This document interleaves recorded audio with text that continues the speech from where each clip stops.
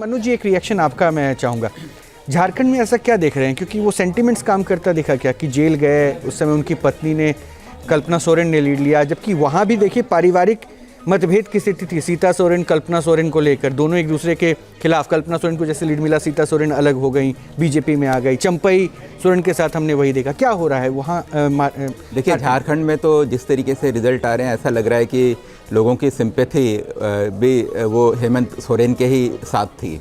मतलब अगर आप तो, और कांग्रेस को जो सीटें मिल रही हैं, कांग्रेस ने तो जैसे महाराष्ट्र में कोई बहुत अच्छा इलेक्शन फाइट नहीं करा, उसी तरीके से झारखंड में भी उन्होंने उसी तरीके से काम किया। तो वहाँ हेमंत सोरेन मेरे ख्याल से एक बहुत बड़ा फैक्टर था। बहुत अच्छे तरीके से उन्होंने इलेक्शन कॉन्टेस्ट किया, और प्लस साथ ही साथ जो पब्लिक सिंपैथी थी वो उनके साथ थी।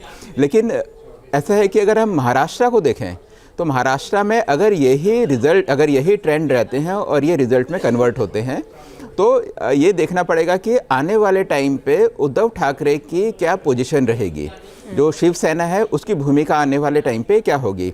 आप देखिएगा कि शिवसेना की बाला साहब ठाकरे के टाइम से ही एक जो बहुत बड़ी स्ट्रेंथ होती थी, वो स्ट्रेंथ थी जो बीएमसी था। बीएमसी में उनका कंट्रोल पिछले 20-25 साल से है, और बीएमसी का जो बजट है वो कई सारे हिंदुस्तान के कई सारे स्टेट से कहीं ज़्यादा है। तो बीएमसी जो कंट्रोल करता है वो मुंबई कंट्रोल करता है, और मुंबई इंडिया की फाइनेंशियल कैपिटल है। तो बीएमसी के कारण उद्धव ठाकरे की जो फाइनेंशियल स्ट्रेंथ जो पार्टी की बनती है, उसके पीछे बीएमसी एक बहुत बड़ा फैक्टर है। और बीजेपी ने जो एक काम करा वो वहाँ पे बीजेपी या जो भी फैक्टर्स हों, तो उसके कारण बीएमसी का इलेक्शन अभी हुआ नहीं है।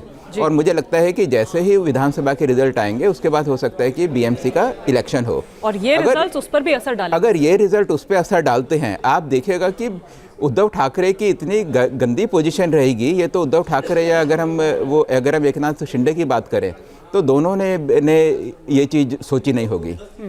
सर, आप तो उद्धव ठाकरे की बात कर रहे हैं, मैं तो राहुल गांधी की भी यहाँ पर बात कर रही हूँ, क्योंकि थोड़ी देर पहले यहाँ पर राजनीतिक कौशलता की बात कर रहे थे ना योगेंद्र जी, तो उन्होंने राजनीतिक कौशलता, या मैं अगर राहुल गांधी की यहाँ पर बात करूँ तो आप किस तरह से देखते हैं? क्योंकि ये बात तो ठीक है जो अभी एनके सर भी कह रहे थे कि जब यहाँ पर मोदी के सामने कौन की बात होती है तो पूरा विपक्ष पर आपको नजर डालनी पड़ती है, कोई एक यहाँ पर ऐसे नजर नहीं आता है। हाँ, आप देखिए ना कि अब लोकसभा इलेक्शन थे, अब तो देखकर यही लगता है कि ठीक है, ये वन ऑफ चीज़ थी भाई। उनका एक नारा था संविधान बचाओ, उनका एक एजेंडा था, वो एजेंडा लोगों को समझ आ गया। उन्होंने जो बोला कि भैया कास्ट सेंसस करेंगे, उसके बाद जो रिसोर्सेज हैं, जिसकी जितनी आबादी है उसी के अनुसार उसको हम लोग बांटेंगे, तो वो सारी चीज़ उस समय लोगों को समझ आ गई। उसमें भी आरक्षण मेरे ख्याल से एक बहुत बड़ी चीज़ थी। कहीं कुछ जातियों को लगा कि हो सकता है कि आरक्षण उनसे छिन ना जाए। तो अब जैसे हरियाणा हुआ, हरियाणा को देखकर तो लगता है हरियाणा एक पहले सरप्राइज़ था, लेकिन महाराष्ट्र जो है, महाराष्ट्र भी एक सरप्राइज़ है, उसमें कोई शक की बात नहीं है। क्योंकि महाराष्ट्र जिस तरीके से ख़राब परफॉर्मेंस कांग्रेस और उनके अलायंस की है, वो तो मतलब जितने भी पॉलिटिकल ऑब्जर्वर थे या जो भी पत्रकार थे, और मैं उन पत्रकारों की बात कर रहा हूँ जो कि महाराष्ट्र के अंदर बैठे हुए थे और जिन्होंने महाराष्ट्र के अंदर पूरी की पूरी वो है कवरेज करी है। चाहे मेरी वहाँ के कई सारे पत्रकारों से बात हुई थी, तो हर एक का कहना यही था कि नहीं, बीजेपी को एज है लेकिन ये टफ फाइट है। तो अगर ऐसे में ये जो रिज़ल्ट अगर आते हैं तो इसका और सबका एक और कहना था कि कांग्रेस को जिस तरीके से फाइट करना चाहिए उस तरीके से फाइट नहीं कर रही, और बीजेपी वो रिफ्लेक्ट भी हो रहा है चौथे नंबर पर महाराष्ट्र में आप दिख रहे हैं। हाँ, आप देखिए ना चौथे नंबर पे, क्योंकि हमें लगता था, मतलब हमें क्या लगता था, हमारे जो रिपोर्टर जो हमें इन्फॉर्मेशन देते थे उसी के बेसिस पे हमारी ओपिनियन बनती है। तो हमारी जो इन्फॉर्मेशन थी बाकियों से भी बात करके हमें लगता था कि कांग्रेस नंबर 2 पार्टी होगी।